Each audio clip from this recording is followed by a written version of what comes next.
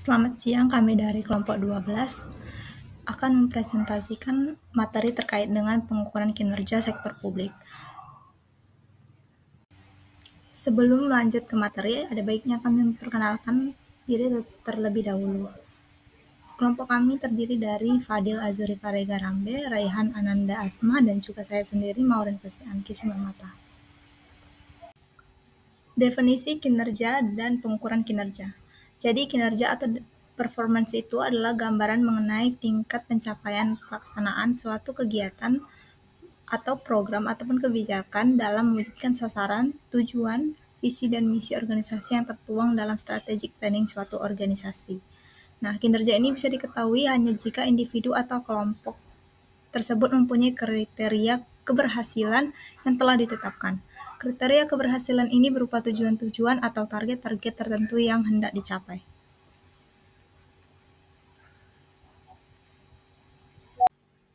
Selanjutnya ada elemen pokok pengukuran kinerja. Yang pertama itu menetapkan tujuan, sasaran, dan strategi organisasi. Nah, tujuan adalah pernyataan secara umum atau belum secara eksplisit tentang apa yang ingin dicapai oleh organisasi tersebut. Sasaran merupakan tujuan organisasi yang sudah dinyatakan secara eksplisit dengan disertai batasan waktu yang jelas. Strategi adalah cara atau teknik yang digunakan organisasi untuk mencapai tujuan dan sasaran tersebut. Tujuan, sasaran, dan strategi tersebut ditetapkan dengan berpedoman pada visi dan misi organisasi. Yang kedua, yaitu merumuskan indikator dan ukuran kinerja. Indikator kinerja mengacu pada penilaian kinerja yang secara tidak langsung, yaitu hal-hal yang sifatnya hanya merupakan indikasi-indikasi kinerja. Sedangkan ukuran kinerja mengacu pada penilaian kinerja secara langsung. Indikator kinerja dan ukuran kinerja ini sangat dibutuhkan untuk menilai tingkat ketercapaian tujuan, sasaran, dan juga strategi. Yang ketiga, mengukur tingkat ketercapaian tujuan dan sasaran-sasaran organisasi. Nah, jika kita sudah mempunyai indikator dan ukuran kinerja yang jelas, maka pengukuran kinerja itu bisa diimplementasikan. Mengukur tingkat ketercapaian tujuan, sasaran, dan strategi adalah membandingkan hasil aktual dengan indikator dan ukuran kinerja yang telah ditetapkan. Analisis antara hasil dan aktualnya dengan indikator dan ukuran kinerja ini menghasilkan penyimpangan positif atau penyimpangan negatif ataupun penyimpangan nol. Selanjutnya ada evaluasi kinerja. Nah, evaluasi kinerja akan memberikan gambaran kepada penerima informasi mengenai nilai kinerja yang berhasil dicapai oleh organisasi.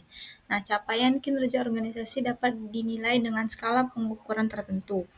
Informasi capaian kinerja dapat dijadikan feedback dan reward punishment untuk menilai kemajuan organisasi dan dasar peningkatan kualitas pengambilan keputusan dan juga akuntabilitas. Selanjutnya ada fokus pengukuran kinerja sektor publik.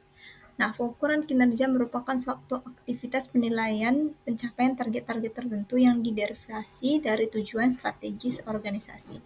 Jadi, pengukuran kinerja harus berbasis pada strategi organisasi. Pemilihan indikator dan ukuran kinerja dan juga penetapan target untuk setiap ukuran ini merupakan upaya konkret dalam memformulasikan tujuan strategis organisasi sehingga lebih berwujud dan juga terukur. Baik, selanjutnya adalah aspek-aspek pengukuran kinerja sektor publik. Oleh karena sifat dan karakteristiknya yang unik, maka organisasi sektor publik memerlukan ukuran penilaian kinerja yang lebih luas. Tidak hanya tingkat laba, tidak hanya efisiensi, dan juga tidak hanya ukuran finansial.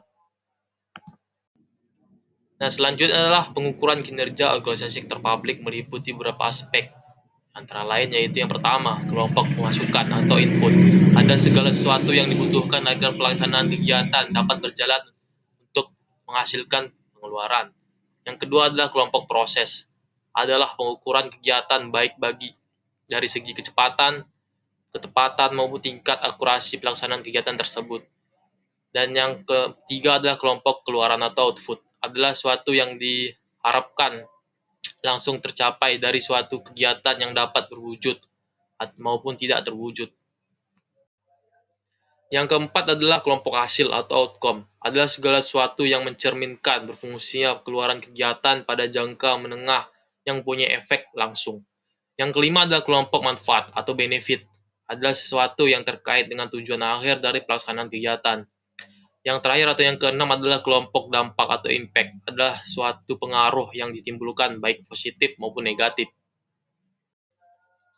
Nah, selanjutnya adalah manfaat pengukuran kinerja sektor publik. Adapun manfaat pengukuran kinerja sektor publik ada 5. Yang pertama adalah memastikan pemahaman para pelaksanaan atau ukuran yang digunakan untuk pencapaian kinerja. Yang kedua adalah memastikan tercapainya rencana kinerja yang telah disepakati. Yang ketiga adalah membantu dan mengevaluasi pelaksanaan kinerja dan membandingkan dengan rencana kerja serta melakukan tindakan untuk memperbaiki kinerja. Yang keempat adalah memberikan penghargaan dan hukuman yang objektif atas prestasi pelaksanaan yang telah diukur sesuai dengan sistem pengukuran kinerja yang telah disepakati. Dan yang terakhir ada yang kelima adalah menjadi alat komunikasi antara bawahan dan pimpinan dalam upaya memperbaiki kinerja organisasi. Nah, selanjutnya adalah perbedaan pengukuran kinerja sektor publik dan sektor bisnis. Pada organisasi bisnis, kinerja penyelenggaraan dapat dilakukan dengan cara misalnya melihat tingkat laba yang berhasil diperolehnya apabila pengukuran ingin ditingkatkan lagi. Hal ini dapat dilihat dengan menilai berbagai hal lainnya seperti solvabilitas, rentabilitas, return of investment, dan sebagainya. Pada organisasi sektor publik, pengukuran keberhasilan lebih kompleks karena hal-hal yang dapat diukur lebih beraneka ragam dan kadang-kadang bersifat abstrak sehingga pengukuran tidak dapat dilakukan hanya dengan menggunakan satu variabel saja. Baik, selanjutnya pengukuran kinerja dan peningkatan kinerja.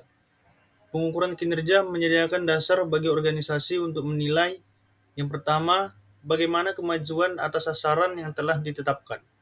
Kedua, membantu dalam mengenali area-area kekuatan dan kelemahan. Yang ketiga, menentukan tindakan yang tepat untuk meningkatkan kinerja. Yang keempat, menunjukkan bagaimana kegiatan mendukung tujuan organisasi. Yang kelima, membantu dalam membuat keputusan-keputusan dengan langkah inisiatif. Yang keenam, mengutamakan alokasi sumber daya. Dan yang ketujuh, meningkatkan produk-produk dan jasa-jasa kepada pelanggan. Selanjutnya, pengukuran kinerja sebagai subsistem pengendalian manajemen. Setiap organisasi akan melakukan serangkaian proses manajemen untuk mencapai tujuan yang hendak dicapai. Proses manajemen tersebut terdiri atas perencanaan atau planning, pengorganisasian atau organizing, penyusunan personali atau staffing, pengarahan atau leading, dan pengawasan atau controlling. Selanjutnya, Key Performance Indicator adalah sekumpulan indikator yang dapat dianggap sebagai ukuran kinerja kunci, baik yang bersifat finansial maupun non-finansial, untuk melaksanakan operasi dan kinerja satuan kerja atau entitas. Indikator ini dapat digunakan oleh manajer untuk mendeteksi dan memonitor capaian kerja. Selanjutnya, akuntabilitas kinerja. Makna akuntabilitas ini merupakan konsep filosofis inti dalam manajemen sektor publik. Dalam konteks organisasi pemerintah, sering ada istilah akuntabilitas publik yang berarti pemberian informasi dan disclosure atas aktivitas dan kinerja finansial pemerintah kepada pihak-pihak yang berkepentingan dengan laporan tersebut.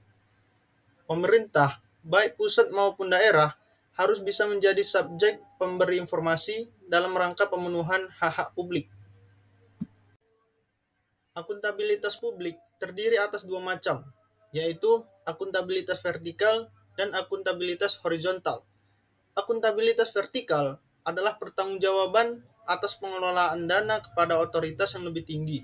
Misalnya, pertanggungjawaban unit-unit kerja atau dinas kepada pemerintah daerah, pertanggungjawaban daerah kepada pemerintah pusat, dan pemerintah pusat kepada MPR.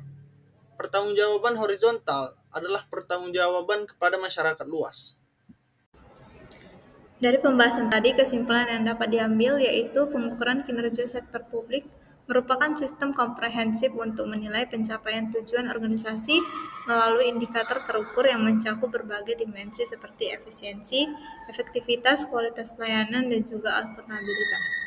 Dengan fokus yang lebih luas terhadap sektor swasta karena berorientasi pada penciptaan nilai publik. serta memberikan manfaat signifikan dalam meningkatkan akuntabilitas, pengambilan keputusan berbasis data, alokasi sumber daya yang optimal, dan kepercayaan masyarakat terhadap institusi pemerintahan. Sekian saja yang dapat kami jelaskan terkait dengan pengukuran kinerja sektor publik. Sekian dan terima kasih.